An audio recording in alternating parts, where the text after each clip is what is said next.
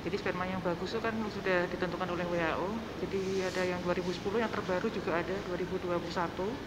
Oh, Ya, ada serinya. ada yang serinya. Seri 2021. Seri terbaru. Jadi memang sudah ada antara volume untuk konsentrasi, motivitas seperti apa. Terus lalu morfologinya juga ada. Kadang tidak mau kalau laki-laki. Iya. Itulah masalahnya kan seperti itu, untuk kesadarannya kan seperti itu.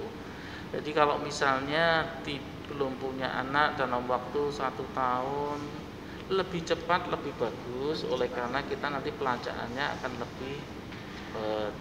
Soalnya semakin umur otomatis nanti kuantitas juga akan semakin menurun. Kayak gitu. Jadi 35, 45, 40 tahun itu kan nanti akan jumlah mesti akan menurun.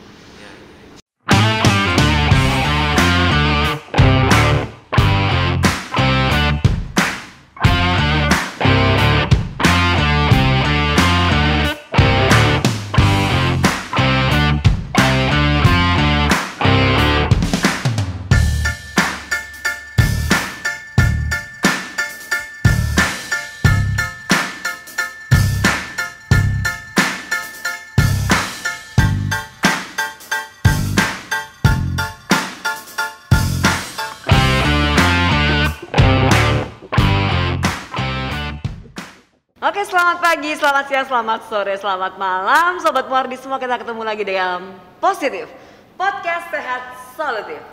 Think positive, get more solution. Yeay. Nah, kali ini masih di episode berbau-bau seperti yang kemarin. Kalau Sobat Muardi mengikuti ya, setia mengikuti podcast kita maupun YouTube kita di Positif ini, kita masih bahas nggak jauh-jauh dari episode yang kemarin. Wah. Seputar polemik dalam rumah tangga ya. Wis, sensitif ini. Masih seputar ikatan cinta, oh enggak ya, bukan ikatan cinta. Tapi ini masalah sensitif dalam rumah tangga biasanya, Dok ya. Apa itu, Dok? Nah, iya ini apa ya?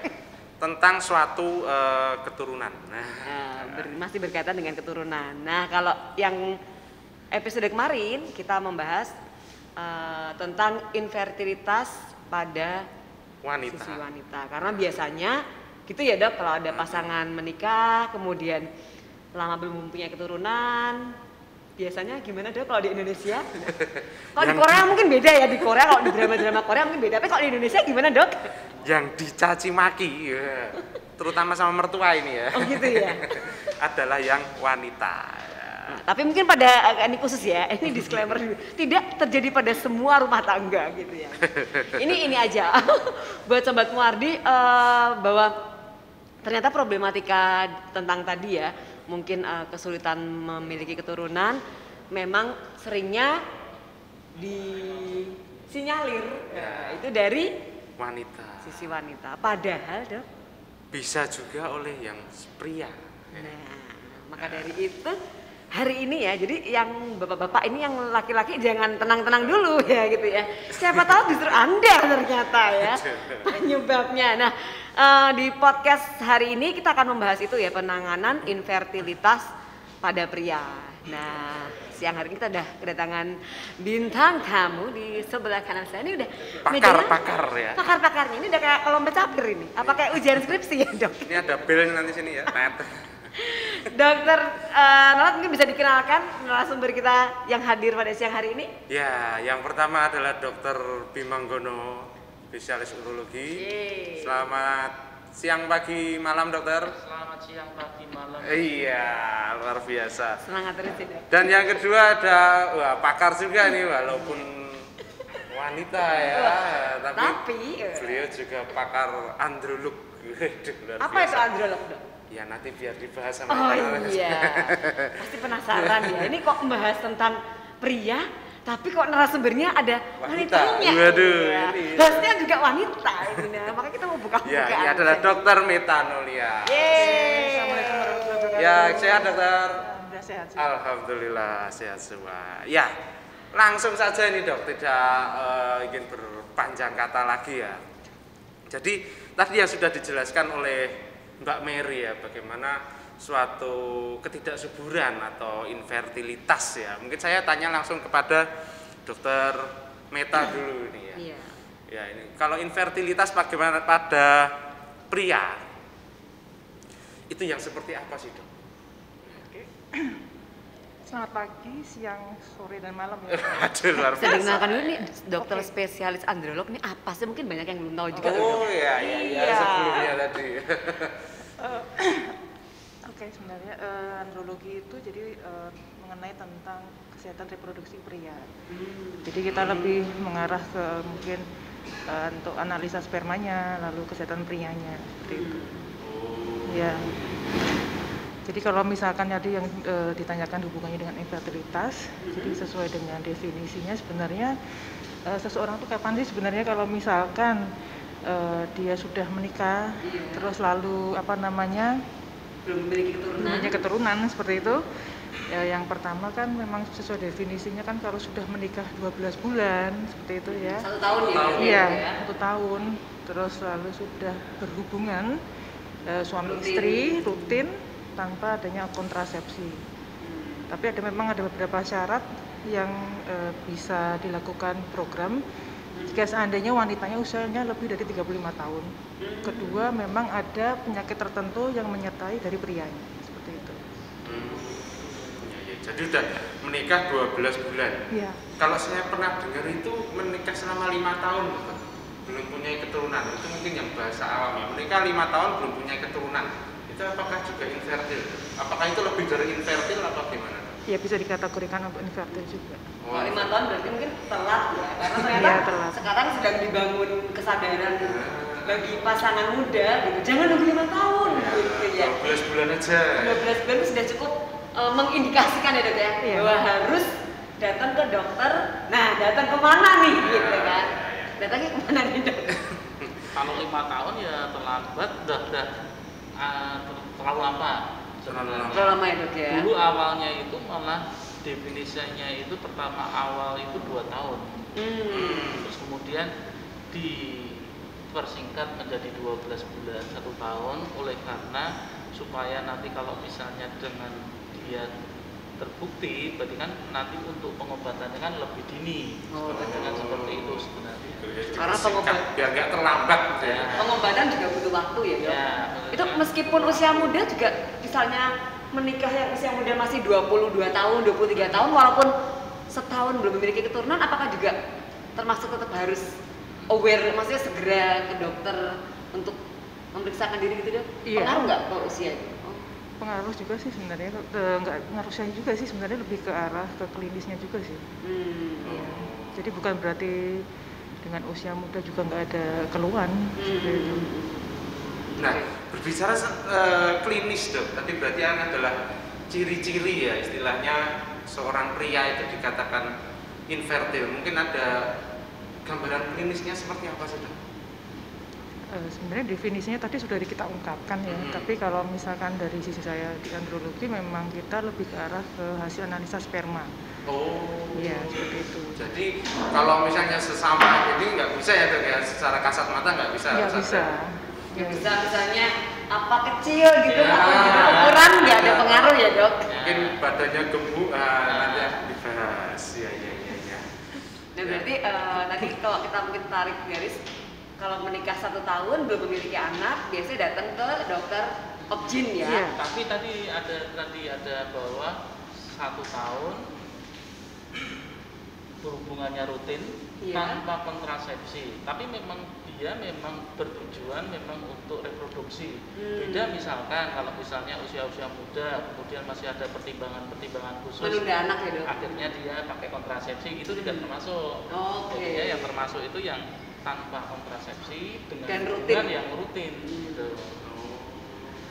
Apalagi ternyata kalau menikah usianya di atas 35 tahun itu juga ya dok ya, termasuk ya dok? Umur berapapun. Umur berapapun ya dok ya, jadi di umur berapapun. Ya. Lanjut dok ke pertanyaan selanjutnya. Ya tadi ya dikatakan suatu faktor-faktor ya dok ya, yang maksudnya disinggung sedikit tentang analisis sperma. Nah ini ada kira-kira orang yang seperti apa yang harus maksudnya adalah penyebab daripada infertilitas daripada seorang pria itu. Oke. Dokter Meta. Jadi Penyebabnya banyak ya dok ya. Jadi memang yang pertama itu adalah dari gaya hidup itu penting banget. Ya gaya hidup. Pekerjaan juga ternyata mempengaruhi juga seperti itu. Jadi di kami itu banyak banget yang misalkan dari luar Jawa gitu ya. Untuk datang ke kami itu kan juga faktor psikis dan pekerjaan juga mengaruh sekali ya. Seperti itu. Psikis berarti lebih ke psikis kan? Ya psikis lalu kebiasaan misalkan dia di tambang gitu ya. Kan memang di tambang itu kan biasanya dia lingkupnya lebih panas. Ya, pakai pakaian lebih ketat misalkan pakai celana yang ketat, terus kebetulan dia ada di apa namanya seperti di kendaraan yang besar itu kan kadang-kadang dia panas. Itu juga ngaruh ke spermanya juga. Berarti pekerjaan itu juga ternyata berpengaruh ya dok? Pengaruh Jenis banget. pekerjaan bisa mempengaruhi faktor ketidaksuburan tadi. Iya bisa. Kalau gaya hidup dok, seperti apa contohnya dok? Banyak sih kayak ngerokok gitu. Gawat ngomongin rokok. Kan ada tadi jam bungkus rokok, kalau kita beli rokok ada tulisannya kan menyebabkan. Ya. Tapi nggak semua gitu ya. Nggak semua. Tapi bisa menyebabkan. Bisa menyebabkan. Berarti kalau masih strong tuh berarti hebat ya. Ya, agak sensitif ini. Oke. Jadi kalau datang ke sebuah pasangan, sepasang suami istri, kemudian karena belum memiliki keturunan datang dan dilihat dari perempuan oke aja, berarti kita mengarah ke pemeriksaan pria tadi ya, diperiksa spermanya. Nah ini dok, kalau ternyata spermanya baik-baik aja misalnya nih, kemudian tuh kapan dia akhirnya tadi ya ada dirujuk, karena di klinik Sekar di Muardi itu ada klinik Sekar buat klinik infertilitas, ada juga dokter bedah urolog ya dok. Nah ini dokter Bima Gono, kapan nih dok seorang pasien kemudian dirujuk ke dokter urologi? Ya. Jadi biasanya untuk tadi misalnya kasus infertilitas itu kan bisa terjadi pada laki-laki dan perempuan, tapi mungkin karena stigma segala macam mesti akan berobatnya ke SPOG dulu. SPOG, Nah, kandungan ya dok? kandungan. Dari kandungan itu biasanya nanti yang perempuan akan diperiksa apakah mungkin sudah dijelaskan yang untuk periode yang kemarin itu jadinya dari ovumnya, dari pemeriksaan USG intravagina, terus kemudian atensi dari tubannya, itu biasanya untuk perempuan seperti itu. Tapi untuk laki-laki yang pertama kali itu dari analisa sperma. Nah dari analisa sperma itu baru nanti akan dilihat, kan ada beberapa macam untuk penilaiannya itu, bisa karena jumlahnya yang tidak bagus, bisa karena gerakannya yang tidak bagus, atau memang bentuknya yang spermanya yang tidak bagus. Jadi bentuknya itu maksudnya kelengkapan dari kepala, badan, ekor. Itu kan ada maksudnya, ada tujuannya masing-masing. Jadi kalau yang dari urologi itu kan sebenarnya memang membahas dari saluran kencing untuk laki-laki dan perempuan, plus dari infertilitas pada reproduksi pada pria. Jadi memang banyak penyebabnya yang untuk infertilitas pada pria. Bisa dari organnya. Pertama dari ini dulu, sebelum testis. Nah sebelum testis itu nanti akan ada banyak, bisa oleh karena satu tadi gaya hidup, stres segala macam, itu juga akan mempengaruhi nanti ke situ. Yang kedua bisa karena hormonnya yang mempengaruhi dari nanti kualitas dari spermanya. Terus yang ketiga itu nanti apakah obesitas, itu juga nanti juga mempengaruhi. Terus testisnya itu sebagai dia pabriknya lah, pabrik untuk membentuk sperma tadi. Ya, pabriknya bagaimana, apakah itu bagus atau tidak. Soalnya pengaruhnya nanti banyak sekali, bisa karena ada kistanya, ada bisa karena ada varikokel, ada masalah di apa namanya itu pengecil, jadi testisnya itu mengecil, jadinya jadi kan pabriknya kan otomatis dia jadi kecil, tapi pengaruhnya dari banyak macam itu. Bisa karena infeksi virus itu juga bisa. bisa juga oleh karena dulu pernah ada trauma, riwayat operasi, kemudian testisnya itu melintir, akhirnya pembuluh darah yang ke arah situ dia tidak bagus, akhirnya tidak berkembang, itu juga bisa.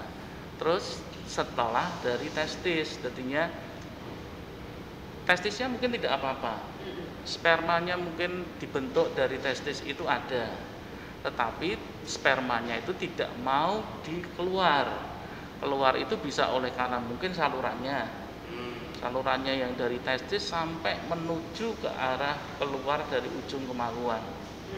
Nah, itu bisa macam-macam, mungkin karena ada kelainan namanya congenital absentia pars deferens, jadinya memang dari awal dia tidak terbentuk. Jadi sperma dibentuk tapi mau keluar nggak bisa, nggak ada salurannya, berhenti dia di situ. Atau juga bisa pada waktu dia mau keluar dari area sekitar prostat, itu ada pintu keluar di daerah verumontanum, di situ ada dia nanti pintu keluar untuk keluarnya sperma. Itu kalau sudah keluar ke pintu keluar yang dari antara prostat itu, dia kan harus dikeluarkan lewat kemaluan. Ada juga kelainan-kelainan, misalkan lubang dari kemaluannya itu tidak di ujung, tapi dia di belakang atau di depan. Jadinya pada waktu dikeluarkan nggak bisa keluar, dia kan tidak bisa masuk ke organ kewanitaan dari vagina. Banyak ya dok, jadi banyak kelainan itu, makanya itu yang harus dicari satu persatu, itu yang agak sulit itu. Kalau tadi misalkan secara umum kita nggak bisa tahu ini, oh Mas Anun ternyata kira-kira kok ini infertil apa enggak ya? Nggak bisa. Deteksi dininya jadi nggak bisa ya dok ya? Ya kan pakai celana, kita taunya gimana? Jadi kalau kita tahunya ada kelainan pada seorang pria itu ya setelah menikah ya? Setelah menikah tadi, jadi Terus 12 bulan ya? dia memang bertujuan untuk, gunanya menikah kan ada dua, dia reproduksi atau rekreasi, ya kan? Jadi ya kalau misalnya rekreasi ya dia mungkin menikah tapi belum pengen punya anak, nah itu nanti yang rekreasi dia di situ. Tapi kalau yang reproduksi memang nanti bertujuan untuk punya anak, jadinya dia memang 12 bulan tidak berhubungan tanpa kontrasepsi dan hubungannya itu rutin. Nah, itu yang disebut infertil. Tapi secara umum misalkan, kita lihat laki-laki ada ginekomasti. Nah, apa itu? Ginekomasti itu maksudnya payudaranya itu gede. Nah, itu kan berarti kan ada salah satu, ini ada hormonnya ini yang masalah ini. Kalau misalnya kadang kan kalau gemuk gitu ya dok, kan ini juga ya dok, gede. Ini kurus bisa gede juga ya? Bisa juga. Nah itu yang harus dicari itu. Jadi secara umum itu belum tentu, kayak tadi ada di bungkusnya itu bisa menyebabkan, tapi tidak harus. Orangnya misalnya ini rambutnya tipis saja, misalnya kok cenderungannya dia rambutnya tidak lebat. Itu juga karena hormon yang juga mempengaruhi bisa ke arah testis, soalnya sama juga. Dan itu mungkin bisa dijadikan deteksi dini secara umum. Tapi kan belum khusus untuk itu benar atau tidak. Soalnya ada beberapa macam itu nanti. Jadi ada beberapa tahapan tes gitu ya dok untuk menentukan memang di mana nih gitu. Ya, jadinya awalnya itu mesti kalau yang laki-laki kita dari analisa sperma dulu. Ya, terima kasih Dokter Bimo. Jadi memang perlu sedikit suatu pengetahuan ya. Ternyata sperma itu ada yang gerakannya cepat gitu ya, ada yang nggak punya kepala juga ya. Ada itu yang jadi kepala badan ekor cuman badan ekor tuh ya. Nggak ada kepalanya, dia nggak bisa lihat dong mau kemana gitu. Nggak bisa mau membuahi siapa ini. Ya, tentang tadi dokter istilahnya ada varikokel lalu ada dan lain sebagainya tadi, tentang apakah itu harus dioperasi dokter? Kalau varikokel itu kan sebenarnya pelebaran pembuluh darah pada vena spermatica interna, plexus pampiniformis. Memang itu kan seperti pelebaran pembuluh darah vena yang terletak itu di testis. Itu yang disebut sebagai varikokel. Kalau misalnya pelebarannya yang di anus itu yang disebut sebagai hemoroid, itu sama-sama pelebaran. Prinsipnya itu sebenarnya seperti ini. Normal manusia laki-laki, testis itu dia mesti suhunya di bawah suhu badan. Testis itu bisa naik bisa turun, soalnya dia ada ada penggantungnya. Kalau misalnya udara dingin misalkan, testis itu akan ketarik supaya mendekati ke perut. Mengkerut Mengkerut. Nah, sebenarnya mengkerut itu karena dia ke atas supaya mendekati ke perut. Supaya hangat. Biar agak panas. Tapi kalau misalnya udaranya panas, dia akan turun supaya tidak terlalu panas di perut, di bagian badan. Jadi sekitar 3 derajat lah untuk ininya itu. Kalau plexus papilliformis itu sebenarnya kan pelebaran pembuluh darah. Dengan pelebaran pembuluh darah itu nanti alirannya itu tidak lancar. Karena tidak lancar, di situ akan membuat panas. Satu.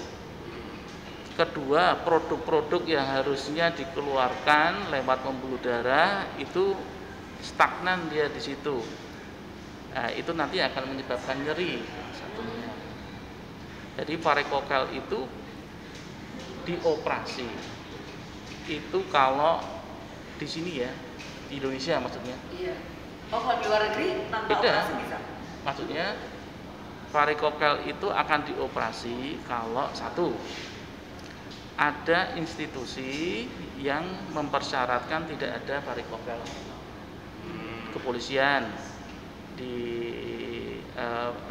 tentara, TNI itu komponen itu. Kedua, kalau tadi infertilitas dalam waktu 1 tahun menikah tidak sudah berhubungan rutin, tapi kok belum punya anak, terus kemudian ada varikokelnya, itu nanti akan dioperasi, kayak gitu. Jadinya itu tadi. Ketiga, produk-produk yang harusnya keluar itu nanti akan menyebabkan nyeri.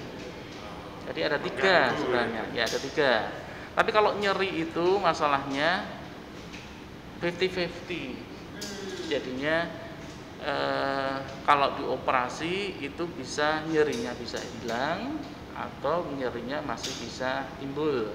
Jadi kalau 50-50 tinggal kita tanyakan pada pasien mau nggak mau dioperasi atau pakai obat-obatan. Tetapi kalau dari institusi yang mempersyaratkan kan memang harus dioperasi. Kalau karena infertilitas itu dengan dioperasi itu akan ada peningkatan kualitas sperma itu sekitar 95%. Peningkatan dari kualitas sperma.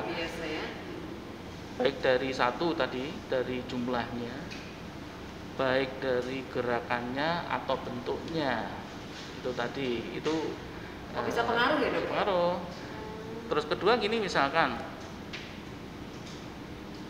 laki-laki punya varikokel, tetapi dia bisa menghamili. Varikokelnya nggak perlu diapain, gitu loh maksudnya. Tidak mutlak harus dioperasi. Termasuk tadi kayak misalnya ada hipospadi atau epispadi itu, walaupun bisa menghamili, nggak masalah ya? Iya, nggak masalah. Tapi kalau dengan hipospadi itu kan tergantung dari ininya, dari anatominya sebenarnya. Kalau dia cuma misalkan kita anggap ini penis misalkan, normalnya itu kan dia di ujung. Nah, ada yang dia di sini di subkorona.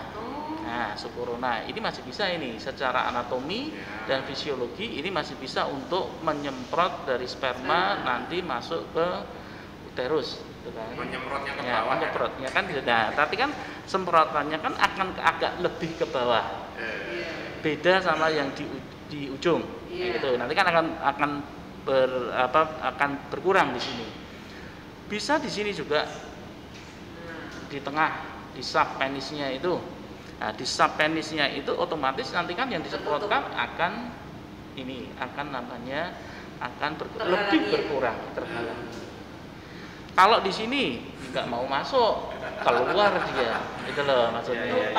Ini yang, tapi kan tidak semuanya itu. Misalkan kalau misalnya dia di ujung, oh tidak mau dioperasi pasiennya, ada berbagai macam cara. Tadi kan nanti yang dari SPOB-nya, spermanya dihantarkan, didekatkan ke situ yang namanya inseminasi. Tapi syaratnya analisa sperma harus normal. Kalau analisa spermanya tidak normal atau batasannya itu jumlahnya itu lebih dari 10 juta. Kalau kurang dari 10 juta, inseminasi biasanya tidak terlalu berhasil. Oleh karena spermanya itu sebelum dimasukkan itu nanti dia akan diboseng dulu. Maksudnya dia akan yang jelek-jelek itu dibuang. Jadi kan akan semakin sedikit. Dengan jumlah sperma yang semakin sedikit, angka keberhasilannya nanti akan semakin menurun. Seperti itu. Jadi Ibu Smadi, saya tidak mau dioperasi nih. Nah, pakai inseminasi, pakai ITSI tadi yang bayi tabung. Dengan metode-metode lainnya yang ada juga di ya, tapi kalau mau normal ini harus dibenerin supaya nanti bisa terjadi kehamilan secara normal.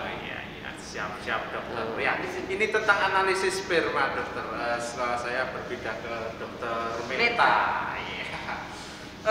Tadi dok ada istilahnya ada apa namanya gaya hidup ya dok ya. Ya ini pertanyaan yang biasanya sangat-sangat awam dok. Kebiasaan masturbasi pada pria, apakah itu mempengaruhi daripada suatu kualitas sperma dok? Sebenarnya kalau kegiatannya untuk masturbasi sendiri secara beberapa jurnal pun mengungkapkan tidak terlalu berpengaruh ya. Tidak terlalu berpengaruh. Tergantung dari bahannya yang dipakai untuk masturbasinya. Jangan senyum-senyum dulu. Tergantung nih bahannya apa. Bahan apa dok? Emang ada? Bahannya apa? Mau yang lembut, halus atau yang berbahaya apa berarti kayak gimana? Supaya sobat keluarga konsen. Apa dok yang ternyata membahayakan? Sebenarnya bukan membahayakan ya, lebih seperti karena merasa kan beda ya tekanan pada tangan daripada di dalam vagina ya. Jadi biasanya mereka lebih kayak banyak tekanan, terlalu kuat, terlalu strong ya. Kadang-kadang rasanya kayak ini ngeluh kayak berdarah atau malah merusak ya. Iya. Bisa merusak ini nggak sih dok? Merusak anatomi daripada penis karena gerakan yang terlalu hard gitu. Jadi harus istilahnya bahan yang digunakan harus lembut. Iya, yang lembut dan lemah. Lemah lembut. Memang settingan aslinya itu memang bukan ini kan, katakan.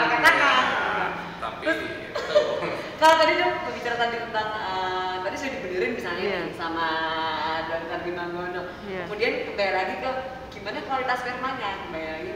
Nah kira-kira sperma seperti apa sih dok yang bagus, kemudian yang nggak bagus itu seperti apa dok? Jadi sperma yang bagus itu kan sudah ditentukan oleh WHO. Jadi ada yang 2010, yang terbaru juga ada 2021. Oh, ada serinya. Ada yang serinya. Seri 2021. Seri terbaru. Jadi memang sudah ada antara volume untuk konsentrasi, motilitasi seperti apa. Terus lalu morfologinya juga ada. Morfologi itu tadi bentuknya ya dari kepala, leher sama ekornya juga. 2021 tuh kepala, leher, ekor, siapa tahu tambah apa, mahkota gitu atau apa enggak? Itu kecebong. Kalau seringnya apa dok? Misalnya masyarakat di Indonesia atau yang ditemui gitu kelainannya seperti apa, kemudian karena apa nih dok? Kalau pada umumnya sih ini ya lebih ke arah pertama gaya hidup juga. Lalu seperti yang dikatakan tadi dari Dr. Bimanggono seperti kayak varikokel itu memang penyebab terbanyak sih. Karena itu karena apa dok ya kalau varikokel? Varikokel itu sebenarnya kan oleh karena pelebaran itu berarti kan tekanan perut itu besar. Jadi tekanan perut besar itu misalkan tadi pakai celana ketat, obesitas, kemudian angkat-angkat berat, olahraga yang menggunakan tekanan perut besar kayak squat jump, hanging up, seperti itu. Jadi kan tekanan perut besar, jadinya alirannya jadi menjadi terhambat. Nah itu nanti melebar dulu, melebar, kemudian lama-kelamaan dengan pelebaran itu menjadi berkelok-kelok sampai berkelok-kelok. Ada gradingnya sih kalau varikokel itu ada 3 grading, jadinya grading yang 1, 2, 3. Kalau yang satu itu dia harus dengan perabaan tadi. Makanya kalau dilihat, oh ini ada varikokel atau enggak, kalau cuma dilihat ya nggak bisa. Dilihat, diraba, diterawang. Nah, jadinya ya dia harus diperiksanya itu apakah dia dengan tekanan yang kita buat, jadi tekanan perut yang kita buat, itu yang namanya falsafah tes.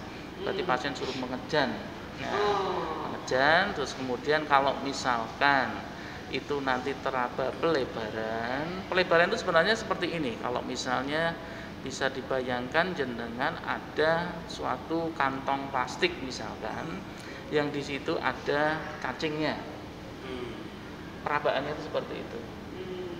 Kantong plastiknya itu kita anggap sebagai skrotumnya, kulitnya. Terus kemudian cacingnya itu dianggap sebagai pembuluh darahnya. Itu kalau dia dengan tekanan itu berarti dia nanti akan melebar. Kalau yang grading 2 itu tanpa ada manipulasi dari falsafah, itu dipegang sudah terjadi pelebaran. Kalau yang grading 3 itu yang tanpa dia tahu. Cukup dilihat aja sudah terlihat itu tadi kayak ada cacing yang dalam itu. Yang agak sulit itu sebenarnya yang subklinis sebenarnya. Jadinya dengan tekanan yang kita buat yang falsafah tes tapi ternyata tidak terlalu teraba. Itu yang subklinis. Itu yang kita butuhkan USG. Doppler skrotum. Nah, itu USG Doppler skrotum itu nanti bisa kita lihat, kan bisa dihitung berapa pelebarannya. Itu namanya dengan subklinis. Tapi dengan USG lebih enaknya kita bisa juga ikut lihat nanti ukuran testisnya berapa, ada varikokel tadi atau tidak, ada kista atau tidak. Ya, itu jadinya sekali pemeriksaan dengan USG kita sudah dapat banyak dia di situ. Oke, tadi dok ternyata bela lagi tadi yang sperma yang bagus tadi dok. Kan tadi sudah tadi. Jadi bingung tadi saya mana ya? Enggak, jadi tadi yang sperma yang bagus tadi ya dok ya, apa? Dari jumlahnya tadi kan, morfologinya. Iya, gerakannya. Sama lagi dok? Gerakannya. Oh sama gerakan. Iya, Nah gerakan tuh gimana nih? Yang bagus, yang cepat. Berapa kilometer per jam? Jadi kalau untuk kategori yang 2021 itu sekarang kembali ke tahun 99. Jadi 4 kategori. Yang pertama adalah progresif, yang kedua adalah slow progresif, yang ketiga adalah non progresif, yang keempat adalah immotile. Seperti itu. Biasanya pada yang immotile itu memang kita punya kriteria. Misalkan itu memang lebih dari 40%, biasanya kita tes dengan tes vitality sperma. Untuk mengetahui apakah memang sperma ini memang mati atau enggak, seperti itu. Atau biasanya kita lakukan DNA fragmentasi indeks. Itu kita lakukan untuk orang atau pasangan yang memang ingin arahnya ke bayi tabung, seperti itu. Harus diperbaiki daripada sel-sel telurnya. Prinsipnya kan sebenarnya kalau terjadi reproduksi itu kan ada pertemuan antara sperma dan ovum.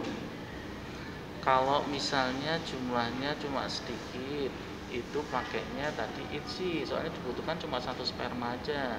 Kecuali kalau misalnya pada waktu pengambilan telur itu ternyata ada 4 misalkan, ya kita butuh 4 sperma. Berarti 1 telur dengan 1 sperma. Oh sudah langsung dipilih 1 bisa, sperma gitu ya? Bisa, aja yang bagus kemudian dimasukkan. Tapi kalau misalnya yang kedua, yang grading yang paling bisa dengan menggunakan inseminasi tadi, tapi ada syarat-syaratnya. Yang tadi disebutkan Dr. Meta harus lebih dari 10 juta. Bentuknya nanti bagaimana? Itu kan sebenarnya mendekatkan kalau itu. Prinsipnya itu mendekatkan sperma menuju jalan ininya. Terus yang ketiga ya hubungan biasa, hubungan yang pakai kalender. Itu kalau syaratnya memang laki-laki perempuan normal semua dengan menggunakan kalender. Jadi prinsipnya itu ada pertemuan, ada sperma dan ovum tadi untuk reproduksi. Kalau untuk penanganan sperma sendiri dok, misalnya ternyata ditemukan spermanya tidak lengkap, misalnya morfologinya, bentuknya atau kecepatannya mungkin atau lain-lainnya itu, nah itu yang dilakukan biasanya apa dok oleh dokter? Terapi atau? Oh iya pasti terapi. Kita lalu kita evaluasi lagi. Tapi kan kadang-kadang kan juga nggak harus abnormal juga, kadang-kadang ada yang misalkan spermanya bagus, wanitanya nggak bermasalah. Kita kan tahu kalau itu nggak ada penyebabnya apa ya. Kita biasanya ada tes namanya antibodi anti sperma. Jadi memang kadang-kadang ada beberapa kasus antibodi anti spermanya. Jadi dari yang wanitanya ya? Bisa wanitanya, bisa prianya. Oh gitu. Antibodi anti sperma berarti kayak seperti alergi. Iya. Menolak. Iya. Kasian juga ya kalau Iya. Alergi. Itu kalau gitu bisa nggak sih dok? Bisa hamil nggak? Maksudnya dibantu bayi tabung gitu Iya, bisa? memang Bisa ya? Iya, memang jalannya ke bayi tabung. Oke. Jadi masih ada jalan keluar, jadi jangan patah harapan, patah arah ya. Kalau tadi terapinya obat ya dok ya berarti ya? Minum vitamin begitu atau? Ada beberapa terapi sih, tapi itu masih kontroversi ya. Jadi memang masih belum ada evidence-nya, itu masih 50-50 lah gitu ada. Jadi untuk jalan satu-satunya memang arahnya lebih ke ICSI seperti itu. ICSI dan bayi tabung ya. Ya tentang suatu penanganan dokter, walaupun operasi maupun dari segi obat dari pasien-pasien yang dokter terima itu tingkat keberhasilannya kira-kira berapa persen dokter? Monggo dokter Bima Gona atau dokter Meta. Sebenarnya kita yang agak sulit itu kalau laki-laki masalahnya kan. Oh, lebih sulit ya dari? Lebih sulitnya itu maksudnya untuk kita mendata. Untuk mendata itu akan sulit. Misalkan kita ibaratkan laki-laki perempuan, ternyata perempuan tidak bermasalah. Berarti kan yang diterapi cuma laki-laki. Apakah dengan obat, apakah dengan diet makanan yang untuk pembentuk sperma, atau dengan operasi, ya gitu. Untuk operasi, kalau misalnya dengan obat, jelas nanti kita dia nanti akan dalam waktu jangka tertentu kan nanti sebenarnya kan harus rutin dia nanti untuk kita lihat. Dengan kita lihat sebenarnya kita tahu, oh ini sebenarnya udah berhasil atau belum sih, kayak gitu. Tapi kalau misalnya ada pasien dioperasi varikokel misalkan, itu kan butuh waktu 6 bulan supaya terjadi kualitas sperma itu akan membaik 95%, itu dibutuhkan waktu agak lama, 6 bulan itu masalahnya. Ya, jadi tidak bisa langsung instan. Habis operasi pun juga pasien tidak boleh berhubungan oleh karena nanti kan sakit, mau berhubungan. Berapa bulan harus menahan? Jadinya itu habis operasi misalkan kita tunggu 6 bulan. 6 bulan itu kan harapannya dalam waktu 6 bulan itu akan perbaikan 95%. Kalau misalkan dalam waktu 6 bulan kok ternyata belum bisa mengambil istrinya, itu kita analisa sperma lagi. Kita lihat bagaimana perbaikan atau perkembangan dari sperma sebelum operasi. Tetapi kalau misalnya sudah bisa mengambil, biasanya juga tidak akan dia kembali, karena kan dia sudah kan berhasil, tujuannya kan berhasil. Case close. Kayak gitu. Nah, biasanya yang lebih itu nanti ke SPOG, oleh karena kan kadang-kadang ada antenatal care di situ. Jadi secara data kok kemudian ini berapa, saya yang belum dapat ini. Tapi banyak ya dok, istilahnya banyak laki-laki tadi yang ternyata bermasalah, kemudian karena ada yang dioperasi, ada itu kemudian bisa menghamili ya, atau misalnya itu banyak ya dok? Banyak. Dari kualitasnya sperma sendiri meningkat sebanyak 95%. Tapi nggak tahu keberhasilannya karena tadi dari dokter Bimo sendiri memberi kesaksian susah dilacak. Kalau kira-kira gagal misalnya nih, ada yang sudah coba terapi kemudian gagal tuh biasanya karena apa dok? Nah, banyak faktor sih sebenarnya, tergantung dari faktor wanitanya juga atau misalkan dari stimulasinya juga, kita kan juga harus lihat juga. Kalau dari pria kita lihat misalkan biasanya kalau mau program itu saya minta si bapaknya istirahat. Kadang-kadang itu kan kalau dari luar Jawa itu dia datang pada hari H. Oh. Kadang-kadang pengaruh juga kan ke kualitas spermanya Iya, juga. dari jauh. Iya, dari jauh seperti itu. Atau mungkin apa namanya? Ada hal-hal misalkan dia kan kalau misalkan kita mau pasien itu mengeluarkan sperma itu kan mikir. Biasanya saya ngeluarin nggak ada paksaan, tapi ini hari itu saya harus keluar, itu mikir juga. Terpaksa. Ini PR-nya buat istrinya Iya. berarti ya, gimana caranya? Karena banyak hari H itu kadang-kadang nggak keluar sama sekali. Oh iya, soalnya emang ditentukan ya dok ya berhubungannya ya kalau lagi program gitu hari ini jamnya ditentukan juga kan? Iya. Oh iya ya. Oh. Kadang-kadang kan gitu juga kan. Nah, itu ngaruh banget sih. Oh iya. Secara psikis ya dok. Ya secara psikis juga pengaruh. Tapi yang paling penting adalah kita kan ini ikhtiar ya. Iya. Tapi tetap yang menentukan Allah. Yang di atas ya. Kita hanya berusaha tetap selebihnya. Tim-tim daripada medis kalau sudah bagus, wanita nggak ada masalah, pria nggak ada masalah, berarti tinggal berdoa saja istilahnya. Nah karena tinggal berdoa tadi ini untuk closingnya ya kalau untuk kita sendiri pesan untuk sobat Wardi yang sedang menyaksikan ya mungkin terutama untuk pasangan-pasangan yang saat ini masih menanti keturunan apa dok pesannya buat? Kalau pesan saya jangan malu, pokoknya silakan datang ke klinik Sekar Dr. Muardi, kita melayani. Jangan malu, ya, ini penting ini ya. Karena pria kan biasanya nggak punya anak itu, mohon maaf, nggak mau cek gitu. Iya. Ya, itu. Yang penting loh, jangan malu. Kadang tidak mau kalau laki-laki. Iya. Itulah masalahnya kan seperti itu, untuk kesadarannya kan seperti itu.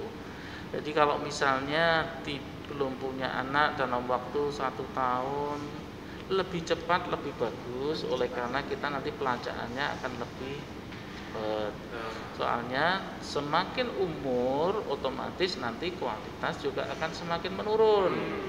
Kayak gitu. Jadi 35, 45, 40 tahun itu kan nanti akan jumlah mesti akan menurun.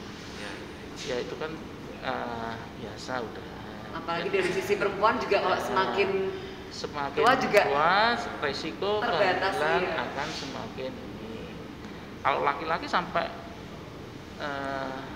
nggak ada batasannya, tapi masalahnya mesti akan semakin menurun ininya. Dr. Bimanggono mungkin mau menambahkan pesan-pesan untuk sobat Muardi? Yaitu tadi, kalau dari saya, kalau misalnya ada problem-problem seperti itu segera kita lacak, segera kita bisa tahu masalahnya itu apa. Dengan masalahnya yang sudah kita tahu, nanti akan kita kasih terapi-terapi yang bisa kita berikan. Kayak gitu.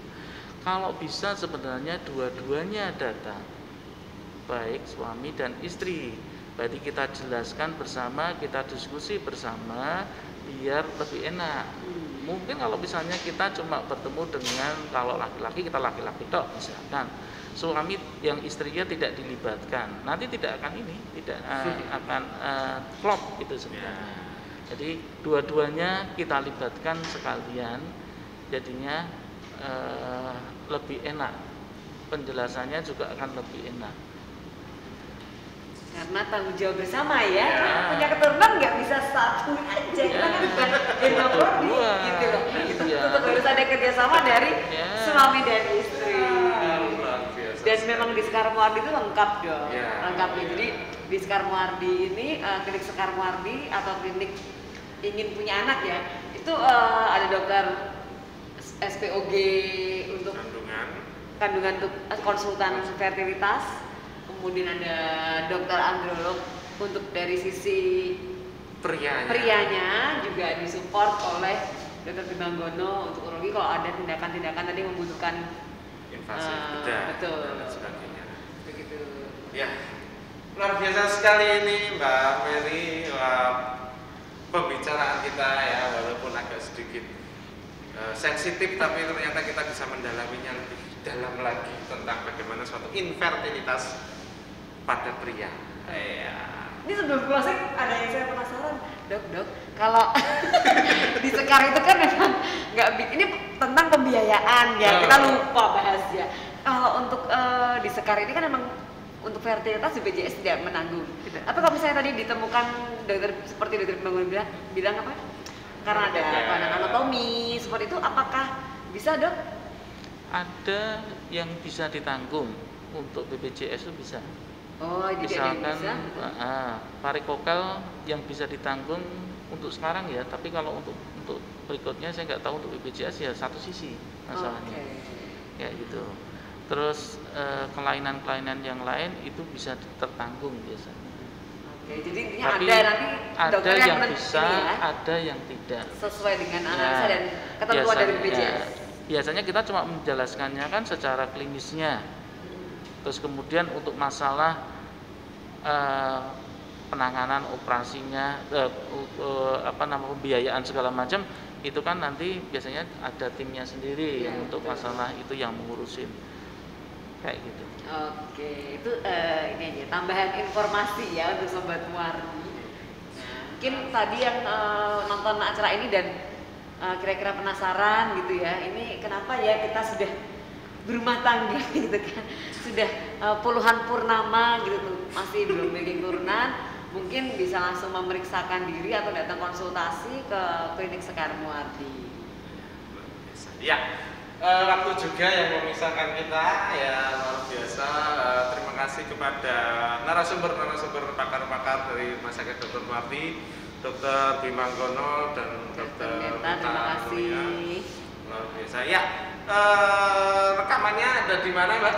Nanti bisa didengarkan di podcast Spotify ya, Spotify juga di Google Podcast bisa sambil setir mobil atau naik motor tuh bisa dengerin di jalan gitu, atau kalau ada waktu tuh lebih bagus lagi nonton di YouTube kita ya, di YouTube RSUD Dr. Muardi itu banyak banget serial podcast kita yang membahas tentang banyak cerita tentang apa yang terjadi di dalam 4 tembok rumah sakit Dr. Muardi gitu ya.